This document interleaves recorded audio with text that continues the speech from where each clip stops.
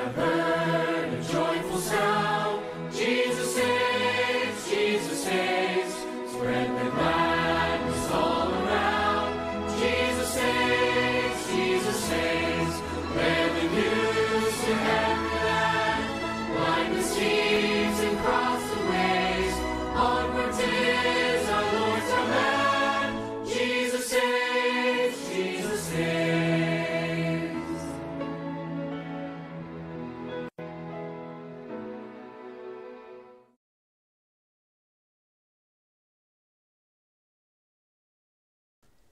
Bonjour à tous, merci pour ce moment que le Seigneur nous accorde afin de parler de sa parole aujourd'hui. Car nous sommes arrivés à un temps où tout ce qui concerne le Seigneur est précieux à nos yeux et que le Seigneur souhaite que nous soyons vigilants. Donc, frères et sœurs, je vous invite à prier avec moi.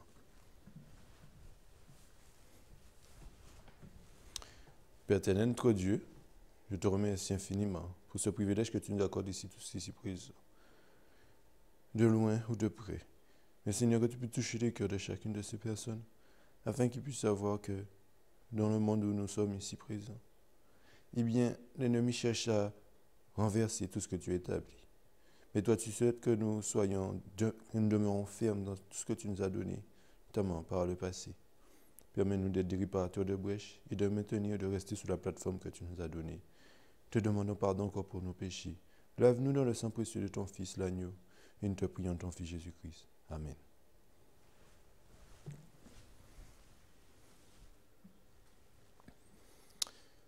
Donc, chers frères et sœurs, nous sommes arrivés dans des temps où la doctrine et les enseignements du Christ qui a été donné à son peuple est attaqué, bafoué et voire remis en question. La sécurité et l'assurance dont nous avons besoin et que nous avons reçu, et en ce qui concerne la vérité, Jésus nous parle et nous dit que pour être réellement libre, nous devons connaître la vérité. D'après ces paroles, Jésus pouvait, vous, nous, rendre libres si nous croyons que si, dans ce que nous avons reçu ou dans ce que nous croyons, qu'il y a une erreur, est-ce que nous pouvons être libres? Voilà la question. Prenons Jean chapitre 8 et le verset 31 à 32. Jésus dit donc aux Juifs qui avaient cru en lui, « Si vous demeurez dans ma parole, vous êtes véritablement mes disciples. Et vous connaîtrez la vérité et la vérité vous affranchira. » Donc Jésus a dit, si vous persistez dans ma parole, alors vous connaîtrez la vérité et la vérité vous rendra libre. Qu'est-ce qui nous rendra libre, les amis? La vérité. Oui, la vérité nous rendra libre. Si c'est la vérité et que nous, maintenant, une quelconque erreur, alors combien c'est important que ce soit la vérité que nous ayons, les amis. Il y a dans les paraboles de Jésus une autre mention faite à la vérité dans Jean 17, versets 17 à 19. Il utilise des paroles similaires de la vérité par rapport à notre salut dans la sanctification. Prenons Jean 17, versets 17 à 19. Sanctifie-les par ta vérité, ta parole est la vérité. Verset 18. Comme tu m'as envoyé dans le monde, je les ai envoyés dans le monde. Verset 19. Et je me sanctifie moi-même pour eux, afin qu'eux aussi soient sanctifiés par la vérité. Qu'est-ce qui nous sanctifie, les amis?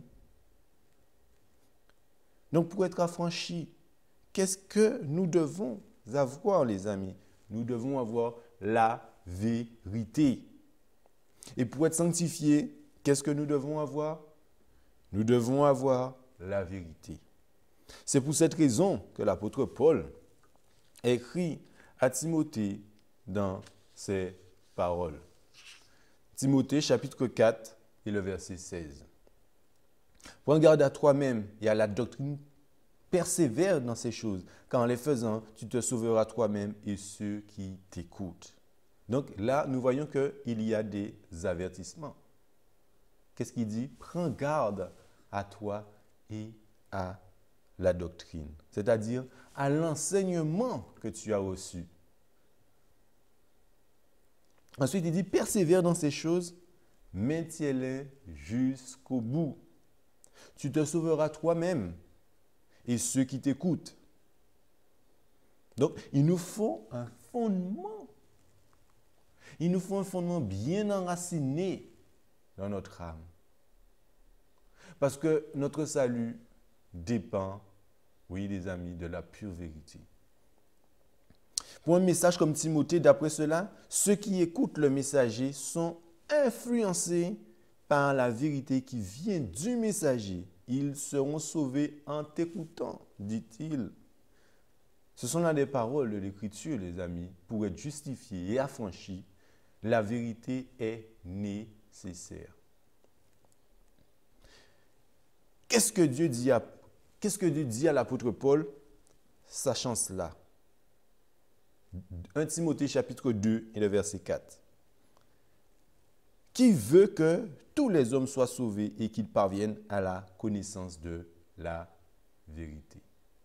C'est ce qui est écrit ici, les amis. Dieu veut que nous soyons tous sauvés et pour être sauvés, pour être affranchis, pour être sanctifiés, nous devons avoir quoi? La connaissance de la vérité. Nous lisons autre part que la vérité dont le peuple de Dieu a la charge est le moyen par lequel nous serons préparés pour le salut. Prenons Éphésiens chapitre 4 et le verset 11. Éphésiens chapitre 4 et le verset 11. Il nous est dit, c'est aussi lui qui a établi les uns apôtres, les autres prophètes, les autres évangélistes et les autres pasteurs et docteurs. Tout cela, le Seigneur a demandé cela. Dans quel but, les amis? Éphésiens 4, versets 12 à 13. Pour le perfectionnement des saints, pour l'œuvre du ministère, pour l'édification du corps du Christ, jusqu'à ce que nous soyons tous parvenus à l'unité de la foi et de la connaissance du Fils de Dieu et l'état d'homme fait à la mesure de la stature parfaite de Christ. Donc la vérité proclamée par les serviteurs de Dieu, les amis. La vérité proclamée par les serviteurs de Dieu, les apôtres, les prophètes, les évangélistes, les pasteurs, les docteurs, est là dans son Église. Et c'est dans l'unité de la foi et de la connaissance du Fils de Dieu, qui est la vérité, que nous devons parvenir à la perfection, la plénitude du Christ. Et puisque c'est cela l'œuvre de la parole de Dieu qui a été stipulée par son Église, nous voyons donc dans le passage suivant que l'Église est la colonne et la base de la vérité. 1 Timothée chapitre 3 et le verset 15. 1 Timothée chapitre 3 et le verset 15. Et afin que tu saches, si je tarde, comment il faut se conduire dans la maison de Dieu, qui est l'Église du Dieu vivant, la colonne et la base de la vérité. Oui, l'Église de Dieu sur la terre est la voie par laquelle, dans l'unité de la foi de cette Église qui détient la vérité, un peuple serait établi dans le salut et la sécurité dans la vérité. D'après cela, nous devons être sous l'instruction de l'Église du Dieu vivant, la colonne et la base de la vérité. Ce sont là des passages simples et clairs qui ne laissent aucune place pour des suppositions ou des explications humaines. Poursuivons ensemble, afin de déterminer le sens de la vérité et deuxièmement, afin d'observer sa fonction salvatrice. Je vais présenter très clairement devant nous ce qu'est vraiment la vérité, par laquelle nous allons être sauvés et comment cette vérité accomplit réellement ce salut. Que signifie le mot vérité? Car le mot vérité est-ce qu'il y a de l'ambiguïté dans ce mot? En d'autres termes, on ne peut pas, les amis, manipuler le mot vérité. La vérité, c'est la vérité. Quelle est la signification de vérité? Il n'y a pas d'erreur dans la vérité, pas une seule. S'il y a une obscurité partielle dans ce qui est prêché, est-ce la vérité? C'est impossible de dire d'un prédicateur prêche la vérité s'il n'y a ne serait-ce qu'une erreur dans ce qu'il prêche. Lisons ensemble cette citation dans Medica Ministry, page 161, paragraphe 1. Nous devons nous tenir sur la plateforme de la vie éternelle, la vérité éternelle, la vérité pure et sans mélange. En cela, il se peut que nous soyons considérés comme singuliers, mais c'est là le lot de tous ceux qui font de Christ leur portion. Oui, les amis, nous devons nous tenir sur la plateforme de la vérité éternelle, la vérité pure et sans mélange.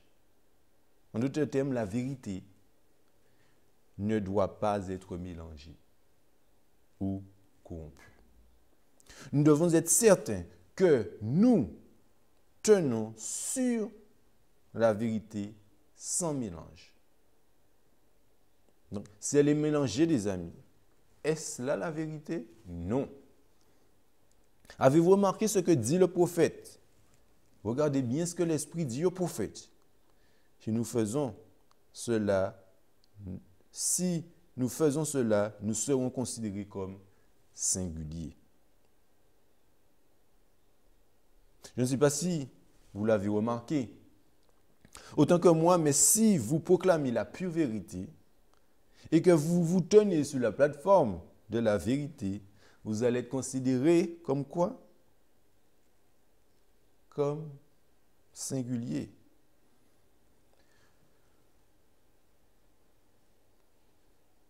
Aujourd'hui, on peut nous dire, mais si on dit à quelqu'un, voilà, nous, le Seigneur nous a montré ces vérités qui ont été établies déjà par le passé. Mais les gens vont nous dire, mais pour qui vous vous prenez? Tu te prends pour qui? Comment est-ce que tu sais que tu as la pure vérité? Comment est-ce que tu sais?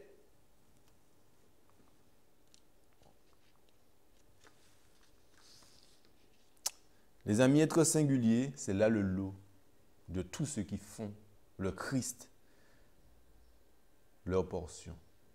La vérité doit être pure et elle doit être exaltée par les vrais serviteurs de Dieu aujourd'hui. Pourquoi est-ce que le monde périt?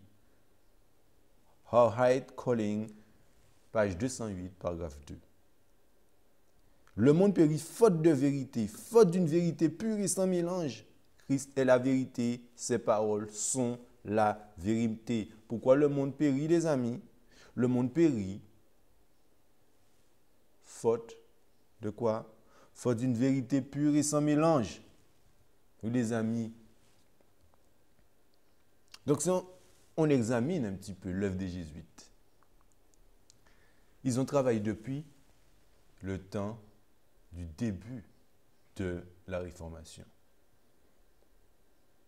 Ils commencent à se faufiler à travers les rangs des protestants pour mettre en avant des idées et des enseignements qui remettent en question la vérité biblique pure et sans mélange.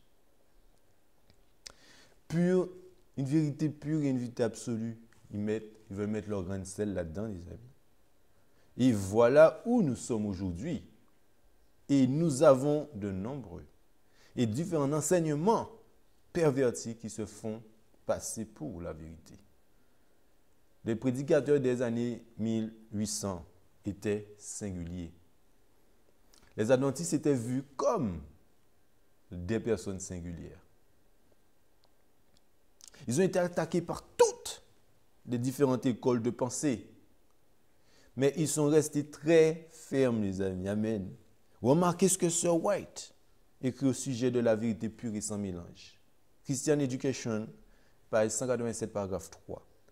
Ayant devant nous le grand œuvre d'illuminer le monde, nous qui croyons la vérité devrions ressentir la nécessité d'une éducation approfondie dans les branches pratiques de la connaissance, et en particulier notre besoin d'une éducation dans les vérités des Écritures.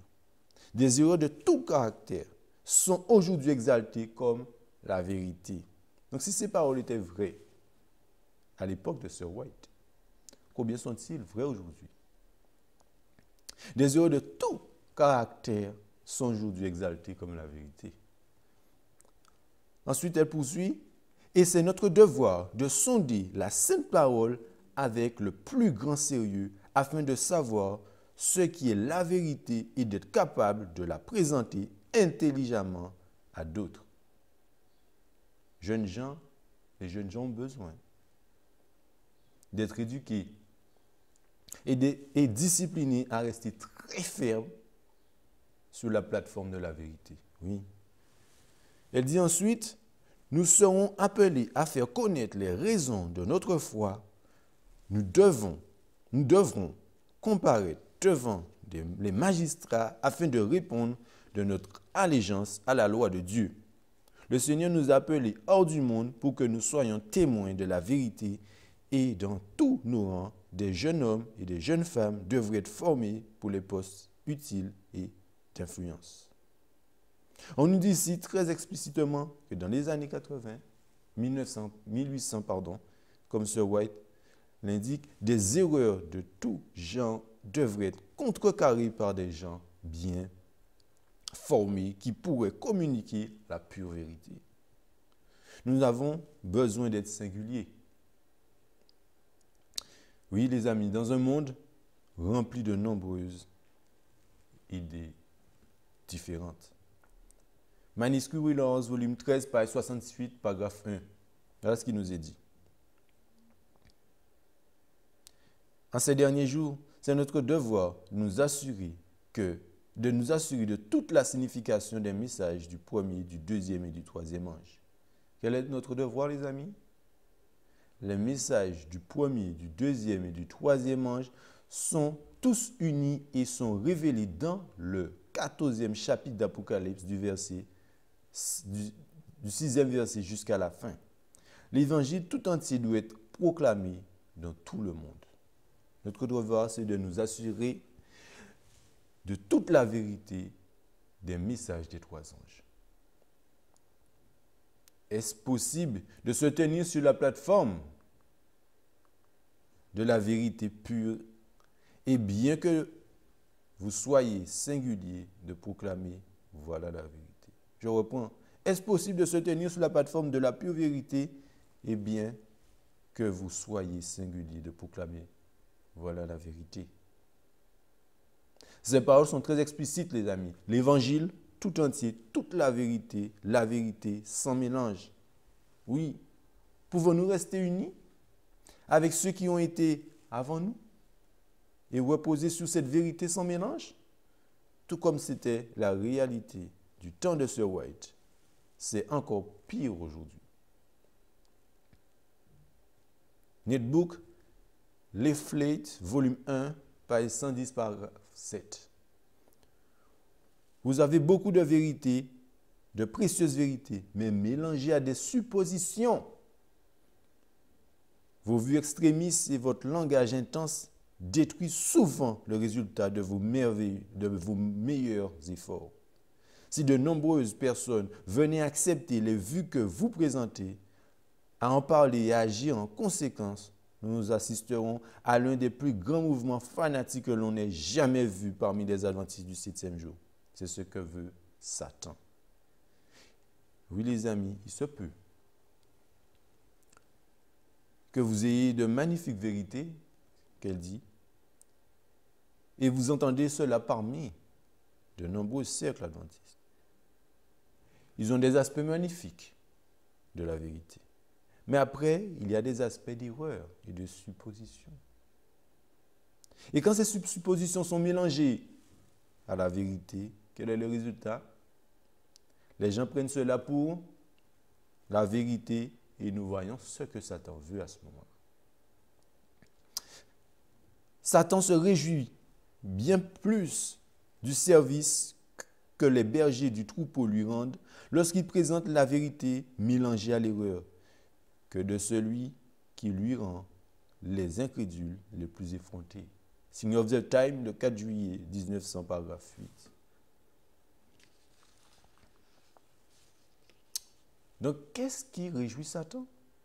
Donc, il y a des gens qui présentent au troupeau des vérités magnifiques, mais mélangées à des erreurs. Satan se réjouit. Et d'avoir un groupe de personnes qui prêchent aujourd'hui et qui ont beaucoup de magnifiques vérités mélangées à des erreurs. Si vous avez de la pure vérité mélangée à de l'erreur, qu'est-ce que cela fait? Quel est l'effet cela aura-t-il? Revue en Hérald, 29 mai 1888, paragraphe 4. Nous ne pouvons faire preuve de trop de précaution lorsque nous envoyons des ouvriers dans la cause de Dieu. Si on laisse quelqu'un s'engager dans l'œuvre sans une parfaite discipline, on le laisse libre à façonner sa propre conduite. On l'abandonne avec une expérience insuffisante, avec une connaissance trop limitée de la vérité. Et les anciennes erreurs qui n'ont pas été complètement déracinées joueront un rôle dans son enseignement et son influence.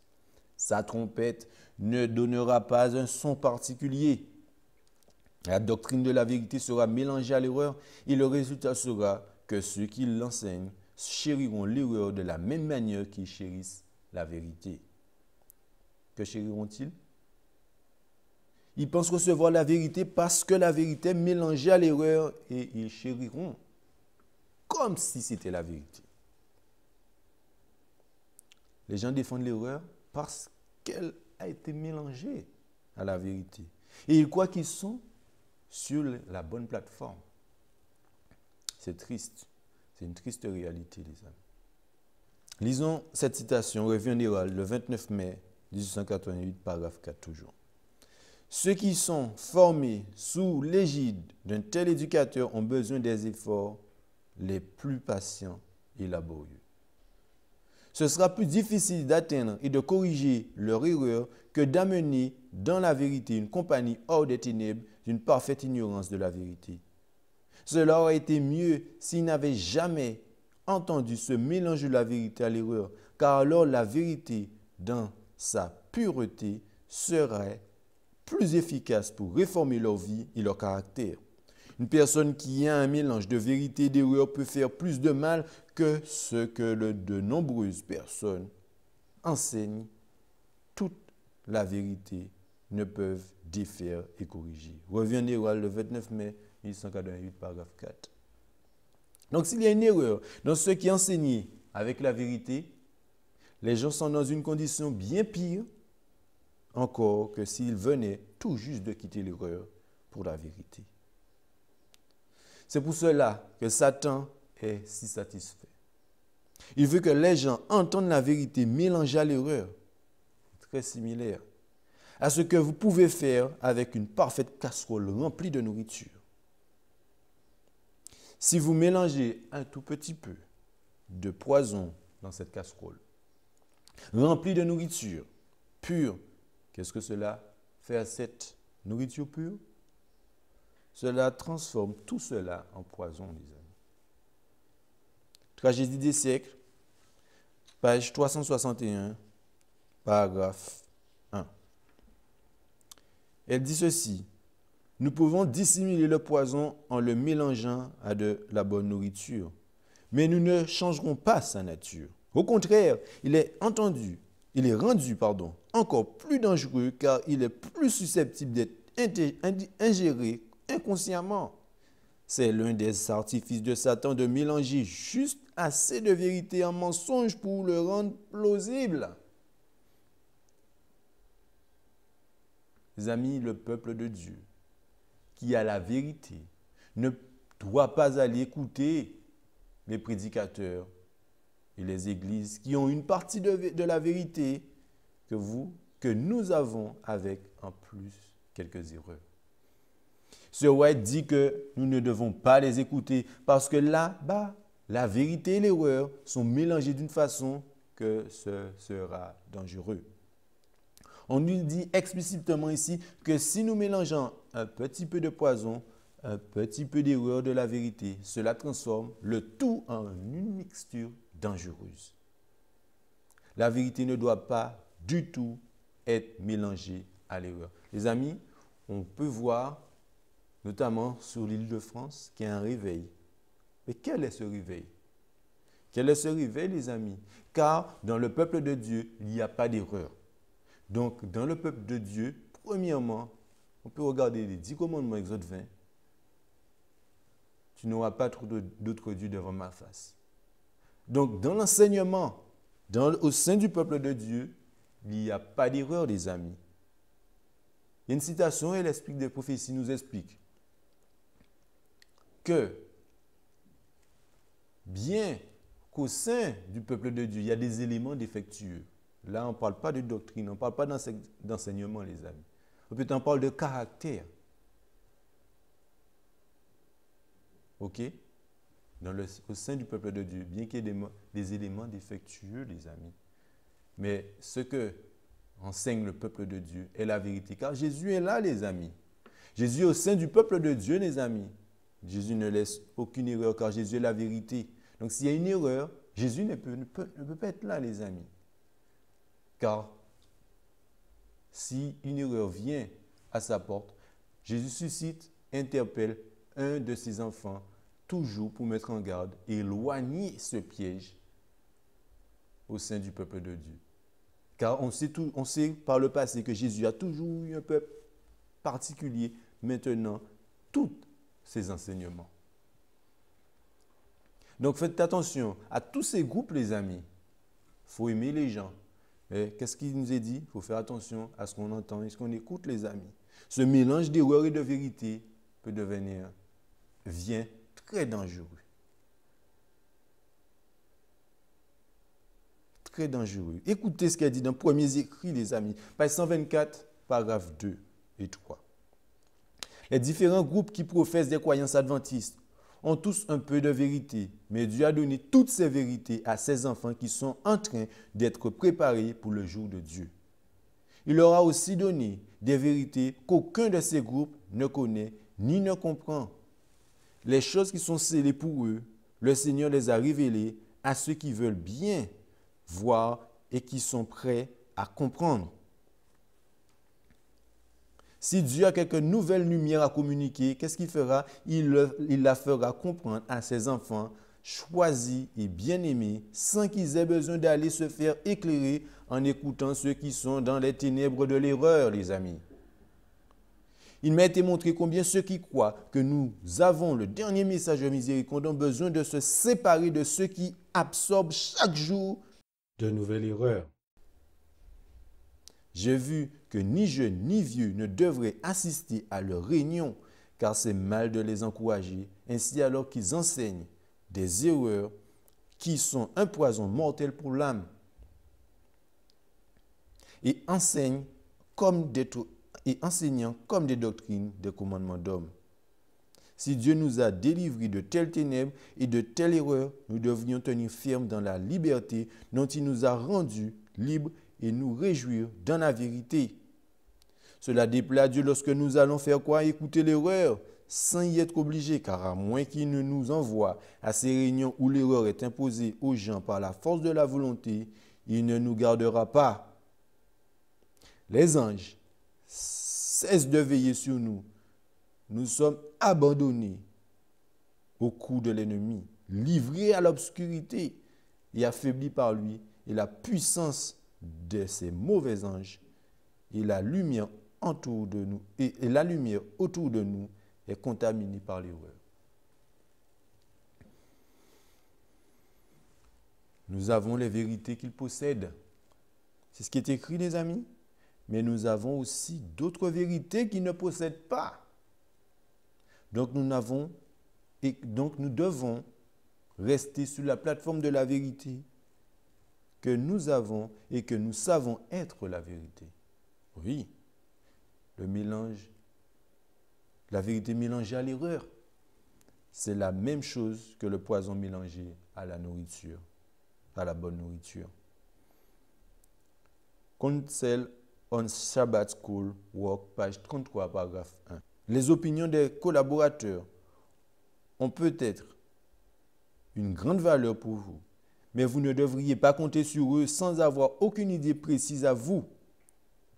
Vous devriez examiner les vérités que vous avez été amenés à croire jusqu'à ce que vous sachiez qu'elles sont sans défaut.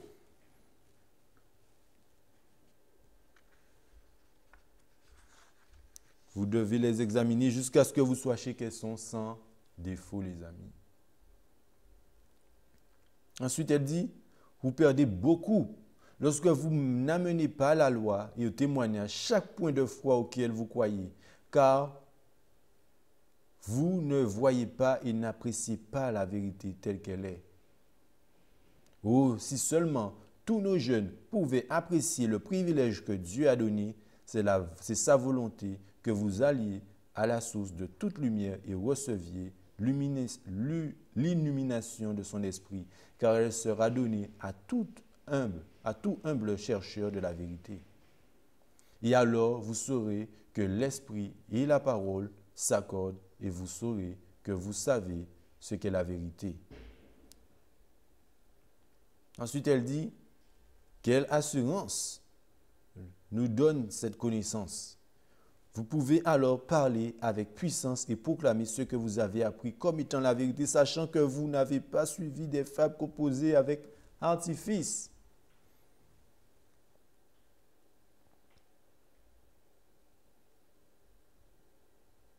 C'est une façon de penser très singulière, n'est-ce pas?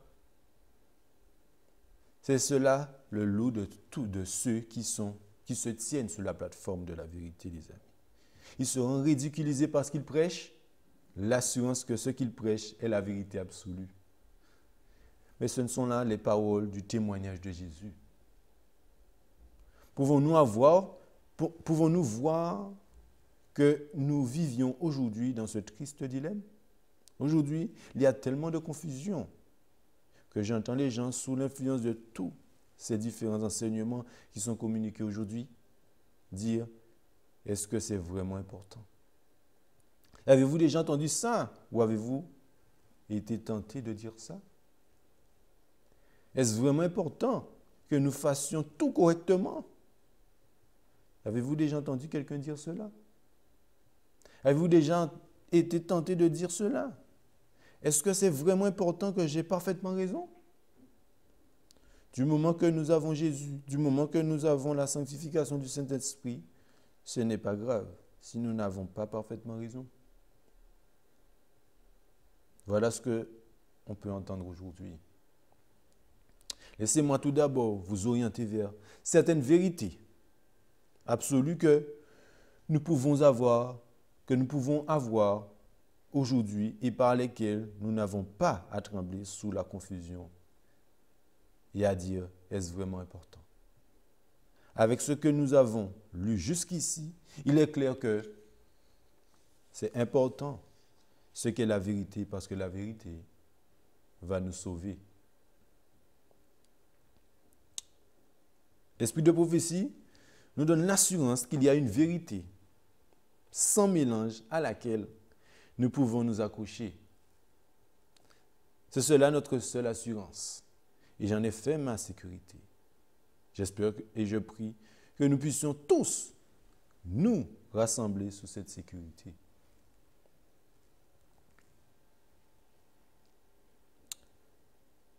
Counsel to Writer and Editor, page 31, paragraphe 2. Voilà ce qu'elle dit.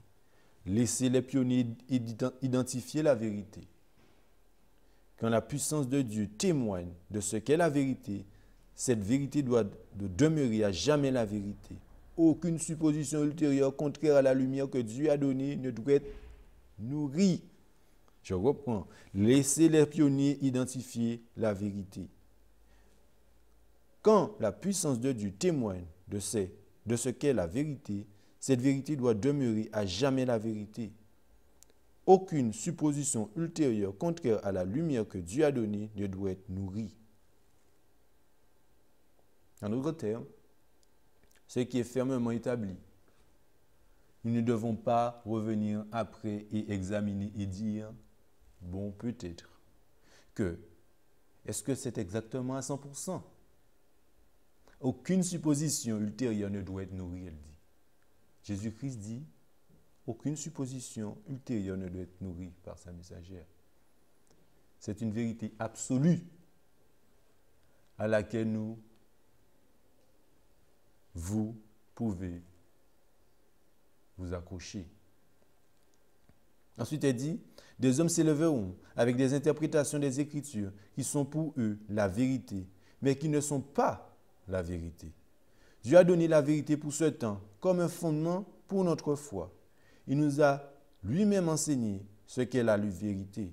Une personne s'élèvera et encore une autre avec une nouvelle lumière qui contredit la lumière que Dieu a donnée sous la manifestation du Saint-Esprit. Elle poursuit en disant, quelques-uns vivent encore de ceux qui ont passé par l'expérience obtenue lors de l'établissement de cette vérité. Ça, les amis, elle le dit en 1905.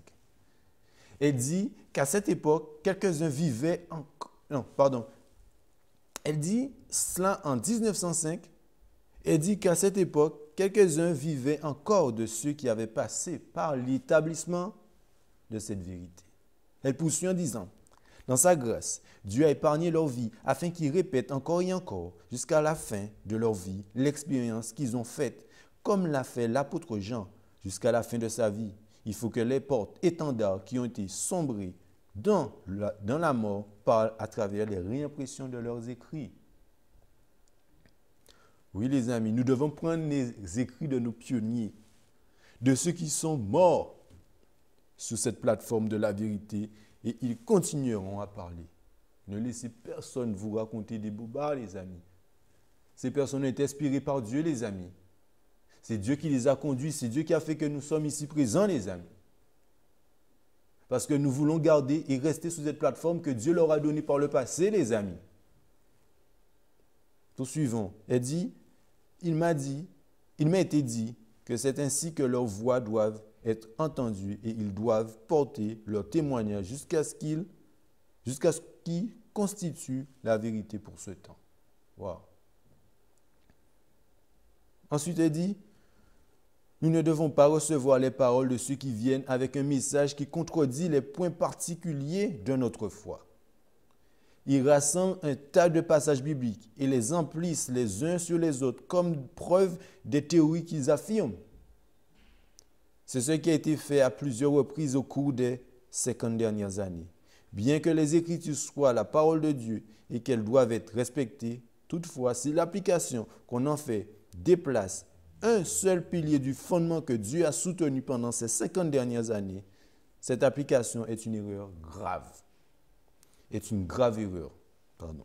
L'auteur d'une telle application ignore la merveilleuse démonstration du Saint-Esprit qui a donné puissance et force au message qui a été donné au peuple de Dieu dans le passé. Pouvez-vous voir que la vérité est quelque chose sur quoi vous pouvez placer votre assurance? Oui, les amis. Elle poursuit en disant, ceux qui sont réellement convertis à Christ doivent être constamment sur leur garde de peur qu'ils n'acceptent l'erreur à la place de la vérité.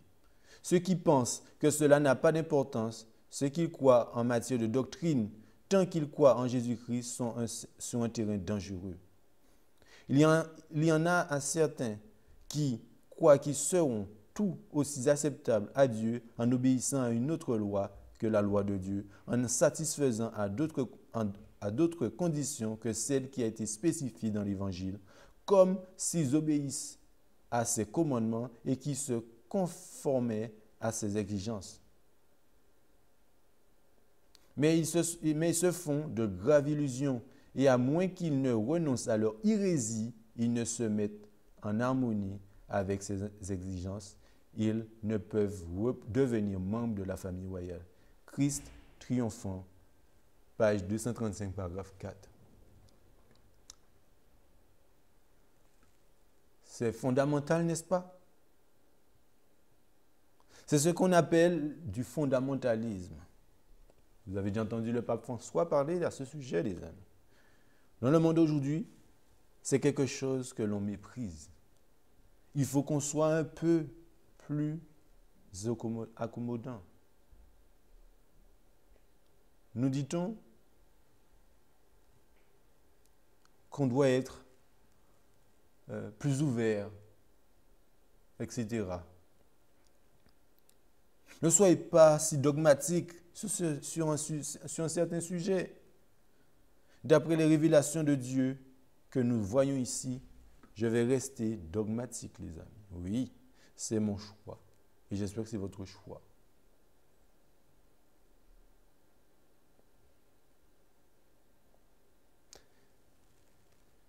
Et je vous invite à prêcher dogmatiquement, les amis.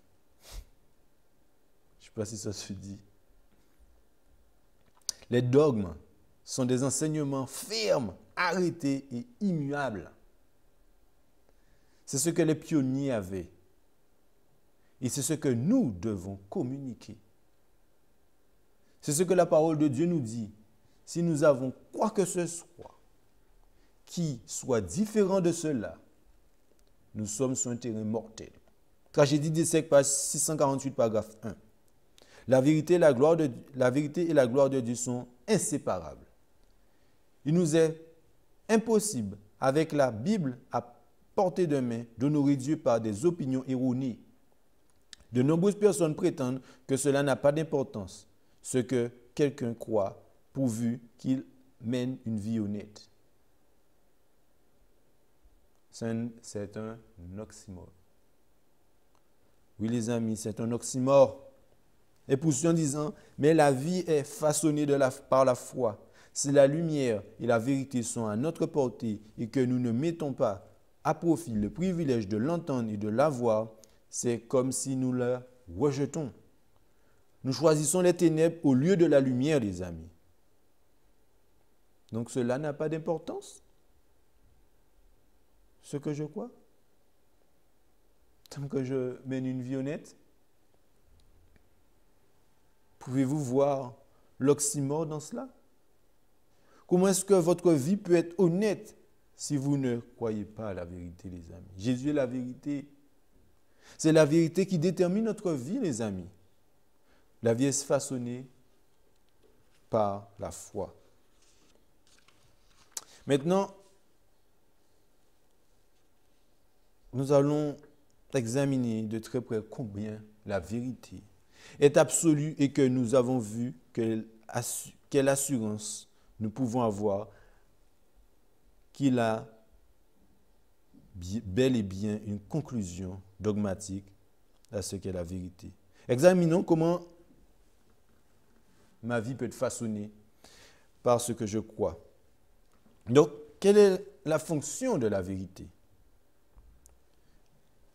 Warlock, page 176, paragraphe 8. Voilà ce que l'inspiration nous dit.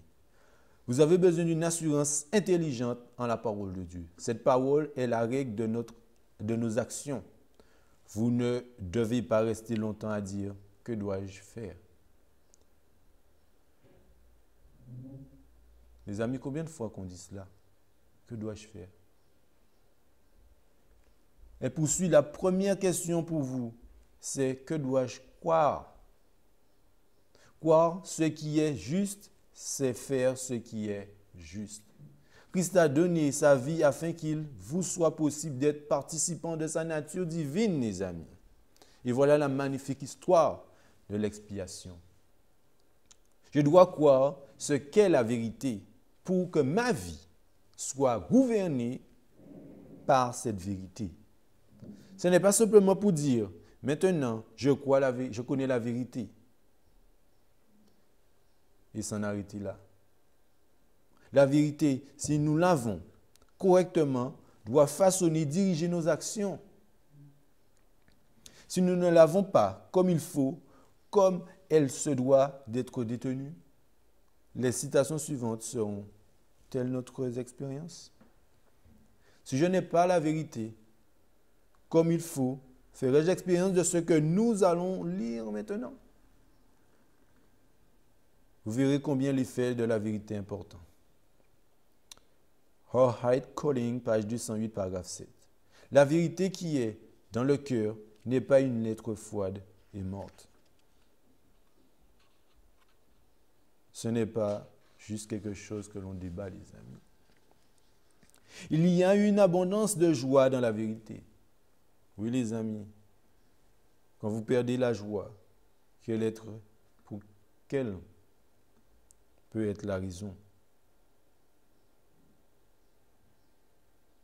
Un manque de vérité, parce qu'il y a une abondance de joie dans la vérité. Vous avez une telle assurance que la vérité est là et elle fait jaillir en vous une grande joie, les amis. Et poursuit en disant, il y a une noblesse dans la vie de l'agent humain qui vit une œuvre sous l'influence vivante de la vérité. Oui, les amis, quelle influence? Quelle influence a la vérité? C'est une influence vivifiante. Cela apporte la vie. Vous voyez, dans la vérité, les amis, ça apporte la vie. Elle poursuit en disant, la vérité est sacrée et divine. Et elle est plus forte et plus efficace que toute autre chose dans la formation d'un caractère à l'image du Christ. Voulons-nous devenir semblables à Christ? Nous devons laisser pénétrer comme la sécurité à l'intérieur de notre âme, mon âme. Nous devons laisser Jésus-Christ pénétrer en nous, les amis. Quand elle chérit dans le cœur, l'amour de Christ est préféré à l'amour de tout autre être humain. Est-ce qu'on a saisi cela, les amis? Quand la vérité est chérie dans le cœur, l'amour de Christ est préféré à l'amour de tout autre être humain. Elle dit ceci ensuite, c'est cela le christianisme, ainsi la vérité pure et sans mélange, occupe la citadelle de l'être. C'est cela la vie de Dieu dans l'âme. Je vous donnerai un cœur nouveau et je mettrai en dedans de vous un esprit nouveau. Donc quand la vérité est chérie dans notre cœur, quand vous vous émerveillez, quand vous continuez à l'élargir dans votre propre recherche et dans votre expérience, comme ce que je vous ai partagé de la manière d'étudier la Bible, quand vous faites cela, que se passe-t-il? La vie de Dieu est dans l'âme. Jésus-Christ vit en nous, l'espérance de la gloire. Voilà ce qui arrive. Ensuite, elle dit, les fils de Dieu ne seront pas comme le monde, le mondain, car la vérité reçue dans le cœur sera le moyen de purifier l'âme. Le Fling, Christ, page 59, paragraphe 3. Est-ce que nous voulons vivre une pure, les amis? Tout est écrit dans les livres du ciel. Si nous voulons avoir une vie pure, qu'est-ce qu'on nous dit? La vérité reçue dans le cœur sera le moyen de purifier l'âme, de transformer le caractère et de donner à celui qui la reçoit la même pensée que Dieu, qui est poursuivi dans Reflecting Christ, page 59, paragraphe 3. Nous sommes appelés à voir la pensée de Christ, les amis. Oui, nous sommes appelés à voir la pensée de Dieu. Quelle est la seule manière par laquelle cela peut se produire? En ayant la vérité sans mélange, les amis, établie dans notre cœur et en laissant cette vérité façonner notre caractère. Elle poursuit en disant, à moins qu'un homme ne soit de la même pensée que Dieu, il est en accord dans sa dépravation naturelle. Si Christ est dans le cœur, il apparaîtra dans le foyer, dans l'atelier, au marché et à l'église. La force de la vérité se fera ressentir en ce qu'elle élèvera et ennoblira l'esprit. Elle attendrira et subjuguera le cœur, mettant ainsi l'homme tout entier en harmonie avec Dieu. Celui qui est transformé par la vérité diffusera une lumière sur le monde. Quel est l'effet de la vérité, les amis? Elle aura un effet élévateur et ennoblissant. Elle attendrira et subjuguera le cœur. En poursuivant disant, celui qui a l'espérance de Christ en lui se purifiera, comme lui est pur. L'espérance de l'apparition de Christ est une grande espérance, une espérance d'une portée considérable. C'est l'espérance de voir le roi dans sa beauté et d'être rendu semblable.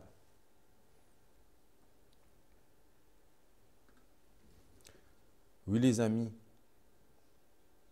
Jean 17, verset 17 nous dit, « Sanctifie-les par ta vérité, ta parole est la vérité. » Voilà les paroles que Jésus nous adresse. Puissions-nous ne pas justifier si nous nous tenons ensemble en tant que compagnie sur la plateforme et qui est inébranlable. Que Dieu nous aide dans cela. C'est ma prière pour chacun d'entre nous aujourd'hui. Que le Seigneur puisse nous préserver des attaques de l'ennemi, parce que nous allons être attaqués, les amis. Quand nous sommes sur la plateforme de la vérité, l'ennemi veut tout faire pour nous faire descendre de cette plateforme. Mais nous avons cette assurance en Jésus-Christ. Oui, nous avons cette assurance que Jésus est avec nous. Parce qu'il est au milieu de nous. Car là où est la vérité, Jésus est présent, les amis. Nous n'avons rien à craindre de l'avenir. Si ce n'est d'oublier dans la manière et dans les enseignements que nous avons reçus par le passé. Voilà ce que Jésus-Christ nous a expliqué par sa servante Ellen White. Que le Seigneur puisse nous préserver et nous permettre d'être maintenus à tout instant sur la plateforme de la vérité. Car Satan voudra susciter, mettre en place, s'infiltrer pour pouvoir corrompre et mettre des choses pour déstabiliser le peuple de Dieu. Maintenons-nous fermes, les amis, sur cette plateforme qui nous a été donnée par le passé, depuis 1844, les amis. Que l'Éternel nous fortifie, nous encourage. Merci à tous qui sont venus. Merci à tout ce que le Seigneur nous a permis d'entendre durant cette rencontre. Oui, les amis, que le Seigneur vraiment puisse nous permettre encore une nouvelle fois de nous revoir. Regardez, on était censé le 22 et ce sabbat, on s'est retrouvé à plus de 40, les amis. Ça veut dire qu'on sera encore plus nombreux. Mais que le Seigneur puisse nous révéler nos dons pour pouvoir mettre en place, être à son service au quotidien et notamment au sein de son peuple. Que l'Éternel nous bénisse, nous garde, nous fortifie dans toute la vérité, les amis. Amen. Je vous invite à prier avec moi.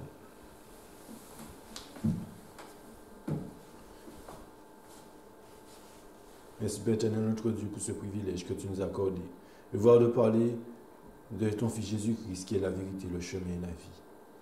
Enseigne-nous en tout temps, préserve-nous du mal, garde-nous dans ta paix, car Seigneur, nous savons que l'ennemi viendra et voudra démanteler tout ce que tu as établi. Mais Seigneur, permets-nous d'être fermes, d'être diligents dans la parole. Oui, pardon encore pour nos péchés, nos offenses. Lave-nous dans le sang précieux de l'agneau. Nous te prions ton Fils Jésus-Christ. Amen.